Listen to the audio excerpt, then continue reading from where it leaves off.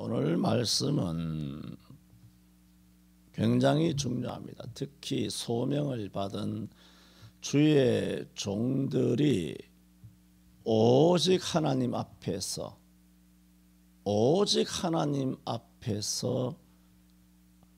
어떻게 살아가야 하는가? 오직 하나님 앞에서 살아간다는 것이 뭐냐는 겁니다. 좀 추상적이잖아요. 오직 하나님 앞에서 그러면 다 하나님 앞에서 살아간다 그래요. 다 예수 믿는다 그러고 다 지금 죽어도 천당 간다 그러고 다 그렇다니까요. 입으로는 똑같아요. 이구동성이고 여출일구고 다 예수쟁이 말 잘한다고 다 그래요. 그러나 안 된다니까. 오직 하나님 앞에서는 안 돼요. 잘 못 봤어요. 말씀드렸던 것처럼 이 갈라디아 교회는 터키 지역이 본도도 있고 비두니아도 있고 또 아시아라고 하는 그 역시 우리나라로 말하면 팔도와 같은 그런 도도 있고 그런 가운데 이 갈라디아도 터키의 한 도와 같아요. 로마의 행정구역이에요. 이 갈라디아는 바울 사도가 1차 전도 여행 때 비시디아 안디옥이죠. 출발한 곳은 실루기 안디옥이고 같은 이름이라서 비두니아다, 비시디아다 혹은 실루기아라 그렇게 그 구분을 짓는 것이지만 그 안디옥에서 또 바울 사도가 또 이고니온으로 갔죠. 이고니온으로 가고 루스드라로 가고 마지막에 더베로 갔다가 유턴해서 다시 돌아와서 다시 안디옥 실루기 안디옥으로 돌아오는 것이 1차 전도 여행인데 이렇게 안디옥, 이고니온, 루스드라, 더베 터키 남쪽 지역에 있는 그 지역을 갈라디아 지방이라고 그래요. 물론 전에도 말씀드렸던 것처럼 이 갈라디아를 북부 갈라디아가 있고 남부 갈라디아가 있는데 갈라디아서는 북부 갈라디아에 보낸 편지자, 남부 갈라디아에 보낸 편지자라고 신학자들의 그런 논쟁이 아주 첨예하고 상당히 어려운 거예요. 그러나 저는 그냥 남부 갈라디아 이 지역으로 보고 있습니다. 신학적으로는 어렵고 또 복잡할지 모르지만 그다지 우리에게는 중요한 것은 아닙니다. 하지만 이렇게 보는 것이 맞다라고 봅니다. 갈라디아서를 들었으면서 갈라디아서 서론에서 개론에서 말씀드렸던 것처럼 바울 사도는 1차, 2차, 3차 전도 여행 때 1차 전도 여행 때 다 전도하고 2차 전도 여행 때도 들렸고 3차 전도 여행 때도 들린 애착을 가진 그런 지방입니다. 그런데 바울 사도가 갈라디아 지방을 떠나잖아요. 다 떠나서 예루살렘에 와서 나중에 잡혀서 로마로 가게 되잖아요. 그런 과정에서 필연 바울은 떠날 수밖에 없죠. 어느 교회든지 간에 고린도도 떠나게 되고 아덴도 떠나게 되고 빌립보도 떠나게 되고 또 어차피 다 떠나게 되는 거잖아요. 선교사님이니까. 그래서 바울 사도가 떠나게 되자 유대로부터 거짓 교사들이 내려와서 할례를 받지 않으면 구원을 받지 못한다. 특히 모세의 율법을 행해야 한다. 모세의 율법을 행하지 않으면 구원을 받지 못한다. 그러므로 모세의 율법을 행하면 하나님 앞에 당당하게 나아갈 수 있는 신임장을 한 장씩 챙기는 것과 같다. 그렇게 믿음으로 구원을 받는다는 예수 복음을 변질시키고 그들만의 유대인들만이 가지고 있는 뭔가 행함으로 율법으로 구원을 받는다는 모세 율법으로 회귀를 함으로써 다른 복음을 전하게 된 것입니다.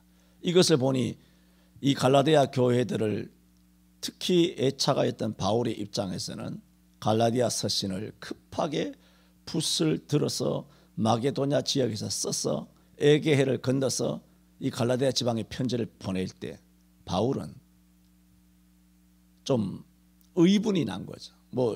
우리처럼 육신적인 성질이 난 것이 아니라 영적인 엄청난 의분이 난 거죠. 오늘 대한민국 교회의 현실을 보면 여러분 육체적으로 분노하는 건 아니잖아요.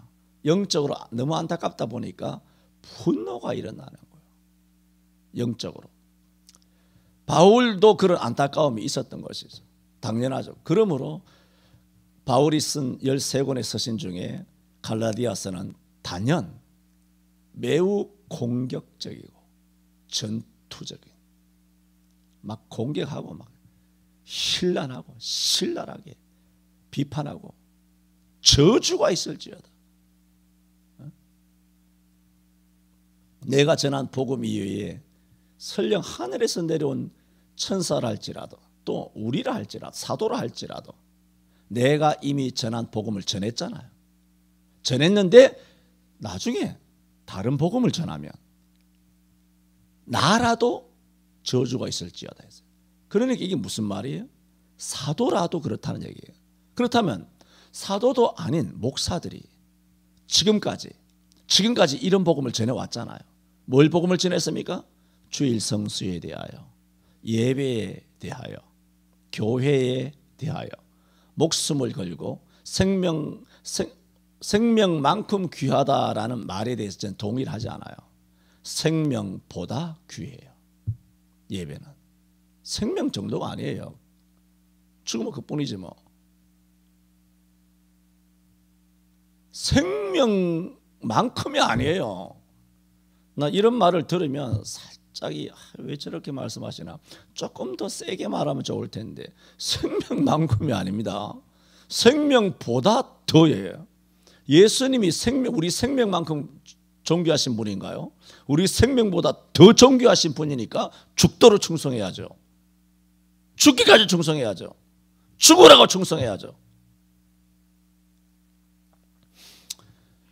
그러므로 사도들도 그렇다면 하물며 겨우 목사인 우리들이 지금까지 쭉 전해온 그런 것들을 이제 와서 전혀 다른 이야기를 한단 말이에요.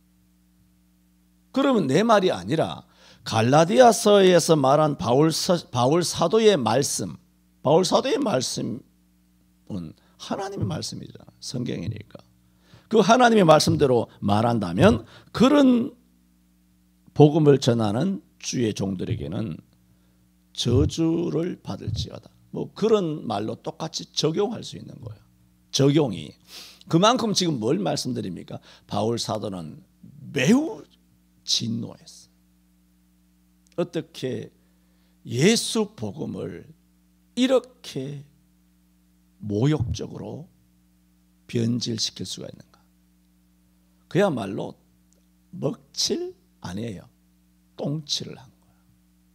먹은 냄새는 안 나잖아. 그런데 이거는 냄새도 온 5,300만 명에게 냄새도 다 풍기는 거예요. 그래 놓고 세상에 그게 소금이라고, 세상에 빛이라고 이야기를 하고 있습니다. 그렇게 하면 안 된다는 것입니다. 뭐라고 하는 것이 갈라디아서를 말씀을 드리는 것입니다. 오늘 말씀은 다른 복음을 전하면 안 된다. 내가 전한 복음 이외에 라고 여러 번 단서를 단 거 아닙니까? 그 제안을 딱 했잖아요. 이것만 복음이다. 내가 전한 복음만 복음이다 라고 지금까지 말씀을 드린 거예요. 누가? 바울이. 누가? 성령께서. 뭐라는 거죠? 바울이 전한 복음만 복음이다라고 성령께서 바울을 통하여 성경을 쓴 거예요. 그리고 오늘 말씀은 뭐냐 하면 바울 사도가 내가 전한 그러면 이 복음이 어디서 나왔느냐는 거예요. 중요하잖아요. 내가 전한 복음, 내가 전한 복음 외에는 복음이 없는데 내가 전한 복음이 그러면 나는 어디서 왔지? 첫째는 존재론적으로 이런 어떤 자연인의 존재로 말고 사명자, 소명자, 영적으로 부름을 받은 자, 이런 영적인 존재, 사도라고 하는 이 바울, 존재론적으로 바울이 어디서 나왔는가? 다메섹에서 나왔잖아요. 그거 다 아시잖아요. 다메섹에서 사울이 바울 되는 거잖아요. 유대교에 독실하여 기독교인들을 잡아 죽이던 사람이 이제 기독교인이 되어서 자기가 잡혀 죽고 있잖아요. 완전한 반전이 일어나게 되죠. 그러므로 바울이라고 하는 이 사명자가 어디서 나왔느냐는 거고, 그리고 바울이 이래 사명자가 되었지만 바울이 전한 이 바울의 복음, 이 복음은 어디서 나왔느냐는 거예요. 존재론적으로 바울의 소명은 어디서 왔고, 그리고 바울의 복음은 어디서 나왔느냐. 오늘 이것이 키워드예요.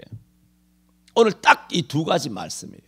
이 두 가지 말씀을 오늘 본문이 말씀하고 있어요.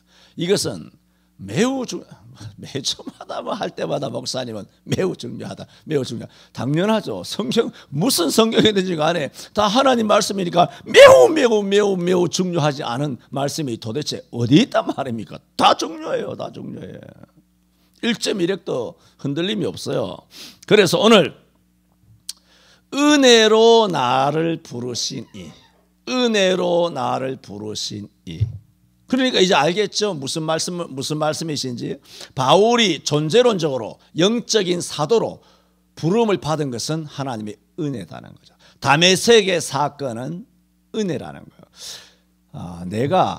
내가라는 것은 그렇습니다만은 저는 가끔 그런 기도를 할 때가 있습니다. 여러분 보세요.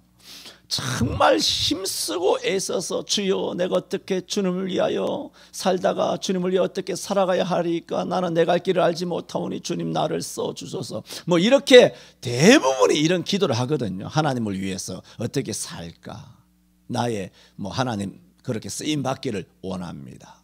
대부분 그렇게 하거든요. 그런데 놀랍게도 성경에는 그 누구도 우리처럼 주여 나를 써주소서 해서 쓰임받은 사람이 없어요. 하나도. 아브라함 보세요. 써달라고 했나요? 하나님이 어느 날 나타나셔서 말씀하셨어요. 불러냈어요. 갈대아 우르에서 우상 숭배하던 그 아버지 밑에서 불러낸 거예요. 모세 40년 동안 양침해서 하나님을 묵상하고 기도하고 뭘 했나요? 아무것도 안 해서 양만 쳤죠. 나이 80대에서 하나님 만나서 깜짝 놀라가지고 기절초풍해서 애굽으로 가라니까 가기 싫다고. 그런 사람이 무슨 양침해서 40년 동안 무슨 사명이라도 묵상을 하고 하나님의 뜻을 그리고 그렇게 한 사람이 아니었다는 것이죠. 이미. 다윗 보세요. 다윗이 뭐 했습니까? 다윗은 어떻게 했는지 몰라요. 양을 치면서 하나님을 의지했기 때문에. 그러면서 성경에는 안 나와 있지만 일단은 안 나와 있는 것 같아요. 어렸을 때 양치면서 하나님 날 써주소서 했는지는 잘 모르겠어요. 그거는 그 시편 150편 전체를 한번 살펴봐야 되는데 그거는 보통 문제가 아니에요. 과연 어렸을 때 나를 써달라고 한 것이 있는가? 거기에 대해서 아직은 자신 없어요. 그 너무나 방대한 문제이기 때문에. 12제자 보세요. 나를 써달라고 해서 사도가 됐나요? 아니에요. 이 청년 사울이 바울이 됐는데 뭐 하러 가다가 하나님 앞에 붙들렸나요? 뭐 하러 가다가 붙들려 왔나요? 예수 믿는 사람 잡아 죽이려고 가다가 붙들려 온 거예요. 날 써달라고? 아니에요. 전혀 그게 아니에요. 그런데 그렇게 됐어요. 다 은혜예요. 그러므로 우리도 내가 써달라고 날 써주소서 이렇게 우리는 그렇게 입으로 기도하지만 실제적으로 성경처럼 그렇게 하게 하시는 이도 하나님.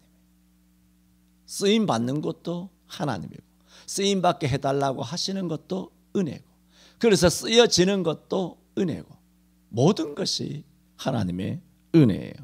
그래서 오늘 은혜로 나를 부르시니 첫 번째 바울은 말하기를 내가 전한 복음 지금까지 전한 복음이 있잖아요. 바울이 갈라디아 지방에 다니면서 복음을 전했어요. 예수 복음을 전했어요.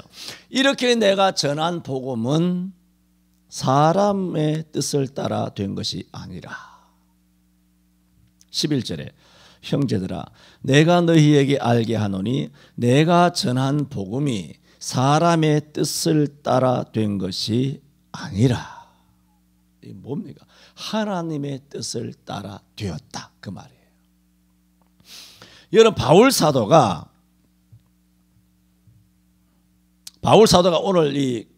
오늘부터 약 24년 전이에요. 다메섹에서 예수 그리스도를 처음 만났을 때가 약 24년 전 다메섹에서 부활의 주님을 만나게 되지 않습니까? 부활의 주님을 만난 다음에 나중에 아나니아라고 하는 사람을 만납니다.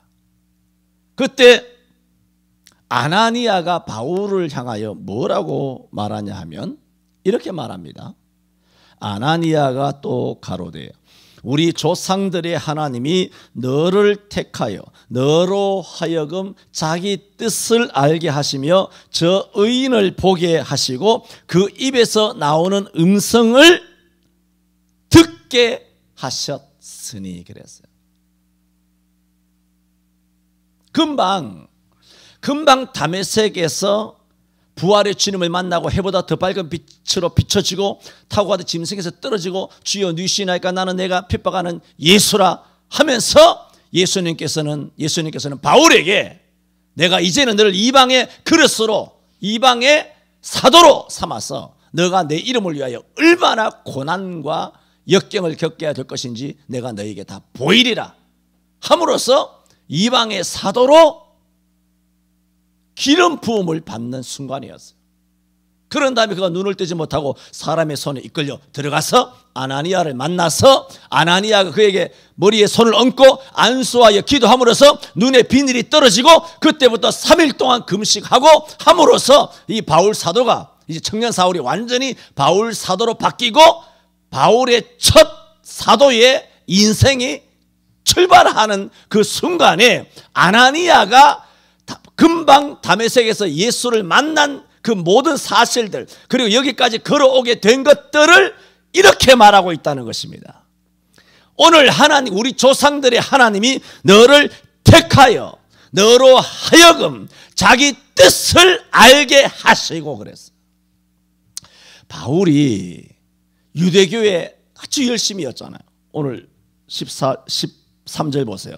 내가 이전에 유대교에 있을 때 행한 일을 너희가 들었거니와 하나님의 교회를 심히 핍박하여 잔해하고 내가 내 동족 중 여러 영갑자보다 유대교를 지나치게 믿어 내 조상의 유전에 대하여 더욱 열심히 있었다 그랬죠.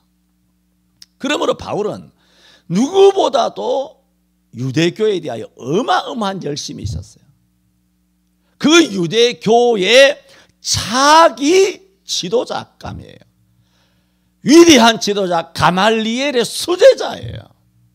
유대 사회에서는 유대 교회에 있어서의 수장을 바라보는 마치 기독교에서 베드로와 같은 수제자의 위치에 신분이 있었단 말이에요. 그런 유대교에 열심히 있었기 때문에 기독교인들을 박해하러 달려간 거 아닙니까? 그러므로 그는 뭘 몰랐다는 것입니까? 유대교도 성경을 가지고 유대교를 믿잖아요. 창출레민신 유대인들도 구약 성경을 가지고 유대교를 믿는단 말이에요. 그들도 구약 성경을 믿으니까. 그런데 지금 아나니아를 통해서 하는 말씀이 뭔가요? 그런데도 구약 성경을 가지고도 뭘 몰랐다? 하나님의 뜻을 몰랐기 때문에 기독교인들을 박해하러 달려간 거예요. 근데 아나니아를 통해서 뭐라고 말합니까? 우리 조상의 하나님이 너로 하여금 하나님의 뜻을 알게 하시려고 너를 다메섹에서 너를 선택하여 너를 사로잡으셨다는 거예요. 하나님 뜻을 알게 하시려고. 몰랐다는 거예요. 뭘 가지고도? 성경을 가지고도. 자, 그렇다면 이것이 과연 유대교인에게만 해당될까요? 구약 성경만을 믿는 유대교인들만 그럴까요? 오늘날 신구약 성경을 다 가지고 있는 오늘 우리들도 신구약 성경을 읽고 신구약 성경으로 설교하고 신구약 성경으로 성경 공부 엄청나게 하고 신구약 성경을 가지고 수십 년 예수 믿은 우리이기 때문에 우리는 성경을 통하여 하나님의 뜻을 과연 바울과 달리 실수하지 아니하고 정말 하나님의 뜻을 바로 알고 있을까요?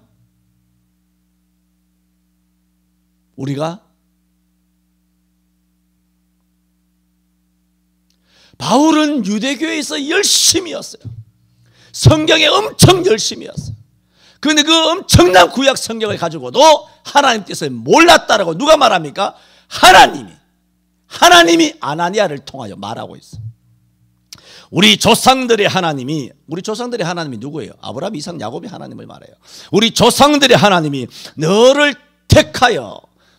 택했다는 것은 15절에 그러나 내 어머니의 태로부터 나를 택정하시고 라고 하셨죠. 어쨌든 나중에 해석이 되겠습니다만 너를 택하여 왜 택했느냐, 그리고 오늘 왜 너를 만나 주셨느냐. 그 아들을 부활하신 예수님께서는 지금 하늘로 승천하신 지 이때가 AD 한 35년경이거든요. AD 35년경이라고 바울이 다메섹 도상에서 부활의 주님을 만난 것은. 그럼 예수님께서 AD 33년에 승천하셨죠. 그럼 승천하셔서 2년 정도 보좌 우편에서 재위하고 잘 계시는데 급하게 내려오신 거예요. 주님께서 진짜 내려오신 거거든요. 이거는 어떤 예수님이냐? 악의 예수가 아니에요. 세상죄를 지고 가는 예수가 아니에요. 부활 승천하시고 승리하신 만왕의 왕이신 부활의 예수 그리스도께서 최초로 내려오신 사건, 누구를 위하여? 바울을 위하여. 그래서 그 바울을 통하여 오늘 온 세계가 2000년 동안 주 예수 복음을 통하여 믿고 구원을 받게 된 것입니다. 아니라면, 그때 예수님이 안 내려오셨다면 우리는 다 지옥, 물론 예정론으로 보면 우리가 지옥 갈 리가 없으나 우리는 예수 복음을 알지 못한 채 정말 멸망받았을 수도 있어요. 예정론으로는 아니지만 객관적으로 본다면 얼마든지 멸망받을 수 있었어요. 여러분, 우리나라 역사를 반만년이라 그러잖아요. 한번 생각해 보세요. 가끔은 기도하면서 가끔은 가슴이 서늘해요. 우리 나라에 복음 들어온 지가요 136년밖에 안 됩니다.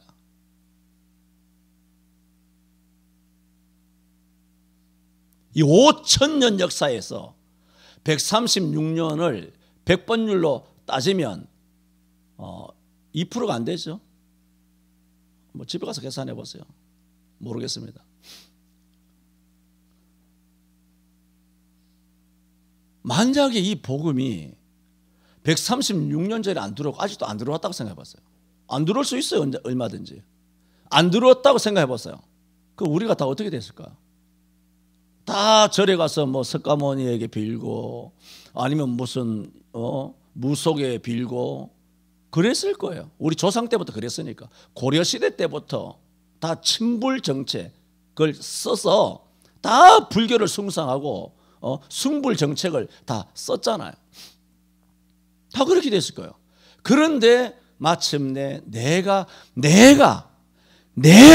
이 땅에, 이 지구라고 하는 별에, 이 땅에 태어나는 그 시점을 하여 복음이 그 전에 최근에 복음이 들어온 거예요. 대한민국 땅에 최근에 복음이 들어와서 마침내 할아버지, 아버지를 통하여 오늘 교회와 여러분들을 통하여 내가 어렸을 때 모태에서부터 예수 믿게 되고 주일학교 잘하고 이렇게 저렇게 해서 전도사가 되고 목사가 되고 여러분은 집사가 되고 뭐 장로가 되고 권사가 되고 이렇게 해서 예수 믿게 돼서 오늘날 하나님의 자녀가 됐잖아요. 이게 얼마나 감사합니까? 바울에게 나타난 예수님은 승천하신 지 2년밖에 안 되시는 부활의 주님이에요. 그 하늘에 있다가 첫 번째로 내려오신 것, 두 번째는 사도 요한이죠. 둘밖에 없어요. 사도 요한은 약 60년 뒤에 내려오신 거예요. 약 2년 만에 내려오셨으니까 얼마나 급하신 거예요. 당신의 계획이 있으셨죠. 섭리와 뜻이 있죠. 그걸 위하여 내려오신 거예요. 이 사울이라고 하는 청년은 구약 성경을 엄청나게 잘 아는 바리새 문화의 성경에 도통한 친구지만 하나님의 뜻을 전혀 모르는 거예요. 까막눈인 거예요. 그래서 누구보다도 열심으로 기독교를 박해하고 예수 믿는 사람을 잡아 죽이러 동으로 서로 그야말로 날다람쥐처럼 온 데로 돌아다니며 북새통을 이루고 있는데 얘를 사로잡아야 되겠다. 왜? 열심도 대단하죠. 성경도 잘 알고 있죠. 하여튼 열심히 있어야 돼. 열심히. 그래서 하나님의 섭리를 따라서 예수님께서 이 땅에 오셨어.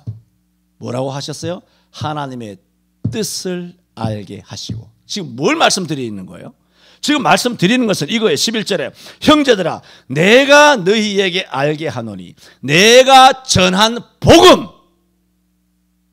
다른 복음이 없다라고 한, 내가 전한 복음 위에는 다른 복음이 없다라고 한 내가 전한 복음 있죠. 내가 전한 복음은 뭐냐? 사람의 뜻으로 난 것이 아니라, 사람의 뜻으로 된 것이 아니니라.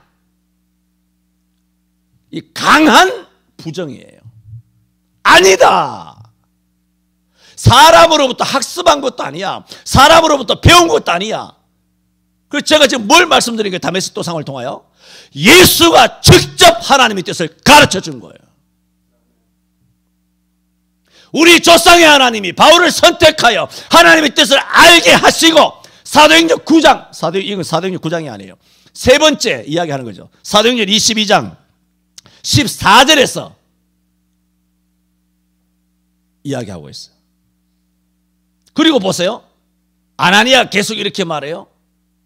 너가 이와 같은 다메섹에서 부활의 주님을 만난 것은 너로 하여금 자기 뜻을 알게 하시며 저 의인을 보게 하시고, 예수를 보게 하셨다는 거죠.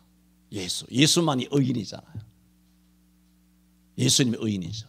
예수님만이 산자죠. 우리는 살자죠. 우리는 의인 된 자죠. 예수님은 의인이에요. 예수님은 의인을 보게 하셨다. 부활의 주님을 보게 하셨다. 그래서 그 입에서 나오는 음성을 듣게 하셨다. 그러니까 바울이 전한 복음은 누구로부터 직접 받은 말씀이에요? 부활하신 주 예수 그리스도로부터 직접 음성으로, 얼굴도 보게 하시고 음성을 듣게 하시고 또 하나님의 뜻을 알게 하시고. 그래서 바울은 자신 있게 말한 거예요. 내가 전한 복음은 사람으로 된 것이 아니라. 거기는 뭐가 깔려 있습니까? 이 갈라디아서를 쓸 때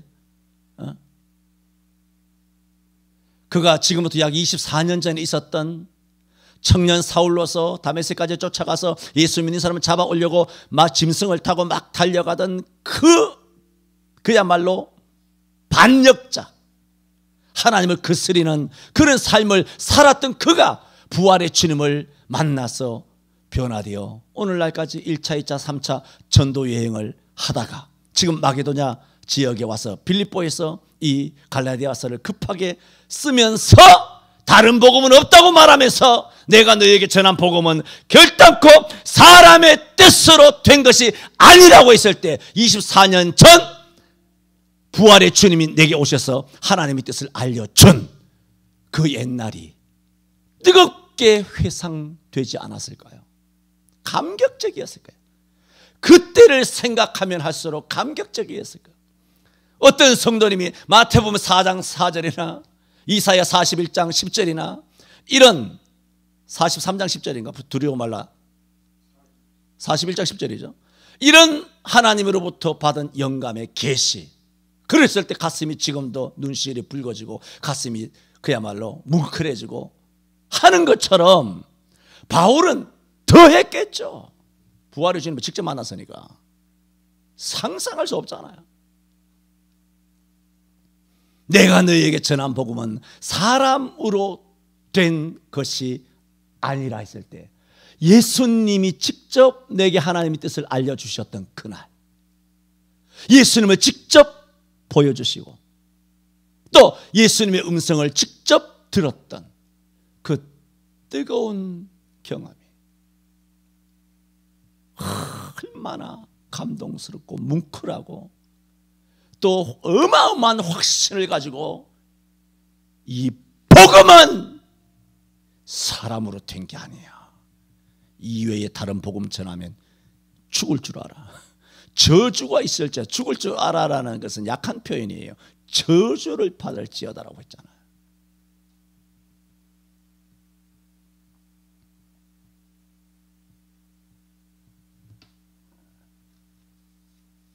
다음 두 번째로, 바울 사도는 자신의 복음은 사람의 뜻이 아닌 하나님의 뜻을 따라 되었다고 말씀드렸잖아요. 다메섹에서 하나님의 뜻을 따라 되었다고 말씀드렸어요. 그런데 이것이 뭐냐? 하나님께서 은혜로 자신을 부르셨기 때문이라는 거예요. 자기가 지금 뭐 하러 갑니까? 뭐 좋은 일을 하러 가는 게 아니잖아요. 오히려 하나님을 거스르는 일을 하러 가고 있는 중이잖아요. 그런데 하나님께서 그를 거꾸로 때리신 거예요. 그게 뭔가요? 그냥 버려두지 아니하셨죠. 오히려 은혜를 주시고 그를 삼아서 귀한 당신의 일꾼으로 삼아 주셨죠. 그게 뭔가요? 은혜죠. 은혜. 우리는 하나님의 자주 우리는 말씀을 드리잖아요. 하나님이 이 일에 무엇을 하든지 간에 은혜로 알아야 돼요. 많은 그리스도인이 그걸 자부심으로 알아요. 베드로전서 4장 11절에도 말씀드렸잖아요. 만일 사람이 무슨 말을 하려거든 하나님이 말씀하시는 것 같이 하고, 만일 누가 봉사하려거든 하나님이 공급해 주시는 힘으로 하는 것 같이 하라. 이는 우리 주 예수 그리스도로 말미암아 범사에 하나님이 영광을 받으시기 하려 함이니. 내가 지난주 공식 그랬죠. 봐요. 공식이 뭔가? 오직 하나님께 영광을. 아까는 뭐라 그랬어요? 오직 하나님 앞에서 그랬잖아요.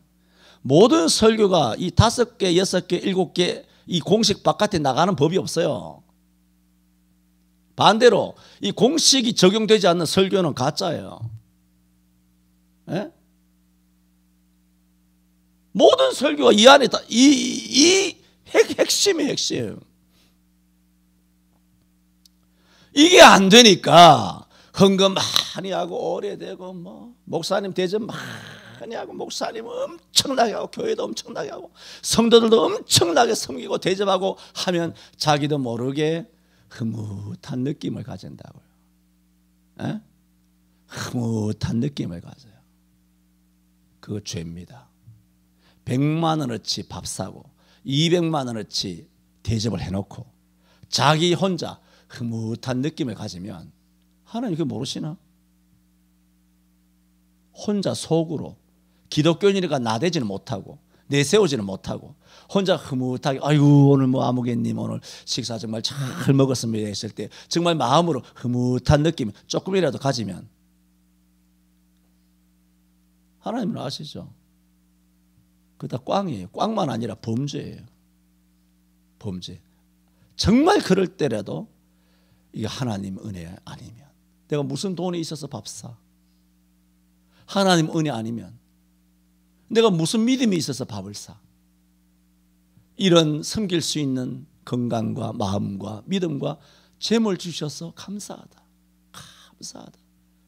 썩으면 죽으면 썩을 몸. 내가 천국 갈 때 뭘 갖고 가냐? 다 어차피 갖고 가지 못하는데 주를 위하여 사용되게 하시니 감사하다. 여러분 우리 몸을 아무리 아껴도 손에 물 한 방울 안 묻히고 그렇게 아무리 곱게 살아봐야 다 썩어가는 거예요. 다 늙어가는 거예요. 지 몸 아무리 아껴봐야 그거 다 썩을 몸뚱아리예요. 주를 위하여 쓰임을 받아야 돼요. 주님 쓰임 받게 하신 것을 감사해야 돼요. 이게 오직 하나님의 은혜, 오직 하나님께만 영광을, 오직 은혜로, 오직 하나님 앞에서 이런 기본이 성도들이 아니 되기 때문에 봉사 좀 하고 섬기고 거하게 밥 한 끼 사고 혼자 흐뭇해하고 있는 거예요. 진짜 웃긴다. 정신 차려라. 지금 뭐 장난치냐? 우리는 어떻게 해야 돼요? 도리어 감사해야 돼요. 도리어 감사해야 돼요. 아버지 감사합니다. 이렇게 쓰임받게 하시니까, 써주시니 감사합니다. 꼭 감사해야 돼요. 바울이 지금 그걸 말하고 있잖아요. 내가 이런 사람으로 말미암은 복음이 아니라, 사람으로 된 복음이 아니라 예수 그리스도께서 주신 복음이야. 내가 하는 복음은. 그런데 이런 복음을 내가 받았잖아요. 다른 사람 받은 게 아니잖아요. 바울이 받았잖아요. 안 그래요? 오늘 내가 은혜 받기를 바랍니다. 그게 중요해요. 내가 은혜 받아야 돼요. 천국은 세례 요한의 이후로부터 침노하는 자가 빼앗는다고. 다 고린도서 9장 27절인가 다 다른 박질할지라도 마지막에 상 얻는 자는 하나, 물론 절대수예요. 상대적인 숫자가 아니에요. 절대적인 수, 하나인 줄 알지 못하느냐. 이같이 너희도 뭐라고? 상 얻도록 다름질하라.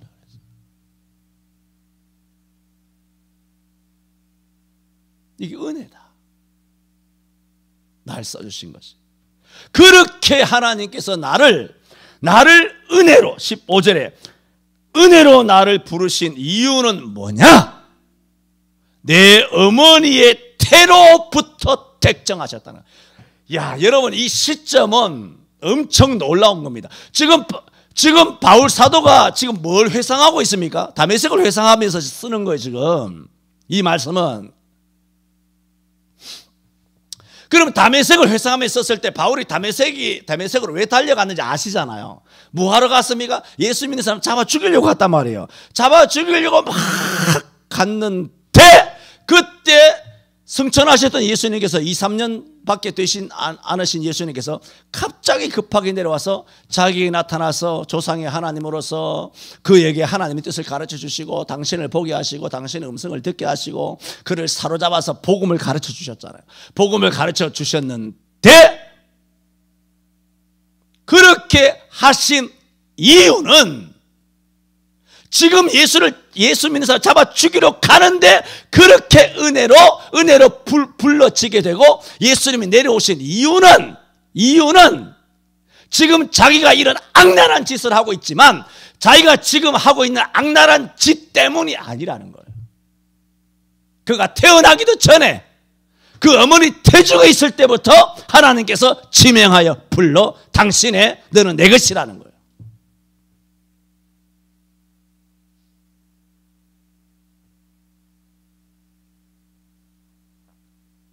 하나님으로부터 택함받은 사람은 일시적으로 반항하고 일시적으로 방황할 수 있습니다. 그러나 결국은 영원하신 하나님 아버지 품으로 반드시 돌아오게 될 줄 믿습니다. 왜? 모태에서부터 하나님께서 그를 택정하여 그를 은혜로 오늘 부르신 거. 택정은 언제입니까? 모태였어요. 근데 말이 모태지. 그것은 에베소 1장 4절에 보면 창세전에 그리스도 예수 안에서 우리를 택하사 그렇게 말했어. 창세전이에요. 그냥 표현상 모태 속에서 모태 태로부터라고 말씀하셨지만 그리고 택정은 어머니 뱃속에서부터. 그런데 오늘 그를 부르신 은혜는 언제입니까? 바울 사도가 약 30살쯤 됐을 때 30년이나 지났어. 30년 정도나 지나서 하나님께서 은혜로 그를 부르신 거예요. 할렐루야. 오늘 이 땅에 여전히 교회 바깥에 사는 사람들이 많아요. 그럼 염려하지 마시기 바랍니다. 하나님께 택함 받은 사람은 지금 아무리 교회를 비토하고 또 세상 쇼, 거짓, 가짜, 사탄, 악마의 정부에 온갖 언론과 뉴스와 여론에 휩쓸려서 홍수처럼 떠내려 가면서 같이 교회를 욕하더라도 바울 사도는 교회를 욕한 정도가 아니잖아요. 악랄하게 박해한 사람이에요. 하지만 택정한 사람은 반드시 주께서 은혜로 바울을 부르신 것처럼 그런 교회 바깥의 사람들을 불러서 당신의 자녀로 삼으실 줄로 믿습니다. 저는 오늘 은혜로 나를 부르신 이라는 말씀을 통해서 바울은 자신 있게 말합니다. 내가 전한 복음은 사람의 뜻을 따라 된 것이 아니다. 그렇게 된 이유가 뭐냐? 다메섹을 회상하면서 은혜로 나를 불러주셨기 때문이다. 이것은 바울만 아니라 우리도 하나님의 은혜로 지금 부르심을 받았잖아요. 부르심을 받았다면 우리도 바울만큼은 아니지만 바울처럼, 바울이 말한 것처럼 나를 본받는 자가 되라. 내가 하나님을 본받은 것처럼 너희도 나를 본받으라 하는 것처럼 우리도 바울을 본받아 정말 다른 복음을 전하지 아니하고 우리에게 주신 이 복음만을 가지고 일평생 승리해야 될 줄 믿습니다.